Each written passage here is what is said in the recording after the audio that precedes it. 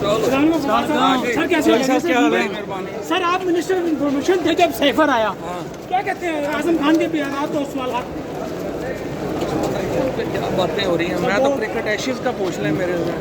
आज बड़ा ज़बरदस्त क्रिकेट टेस्ट हो रहा है, देखते हैं। चौधरी साहब इलेक्शन में हिस्सा ले रहे हैं आप, जो इलेक्शन होने जा रहे हैं? हाँ इलेक्शन तो चौधरी साहब ये बताएं, आप इतने सीनियर पॉलिटिशियन हैं, आपको ओहदा नहीं दिया गया इस्तेकाम पार्टी में, इसकी क्या वजह? आपने खुद माजरत की। तो पार्टी का मेरा तो नहीं है अभी पार्टी का भी पॉलिटिक्स हो ही नहीं रही। जब पॉलिटिक्स होगी तो देखिए। आप इलेक्शन को देख रहे हैं? आप इलेक्शन देख रहे हैं? मुझे तो नजर नहीं आ रहा।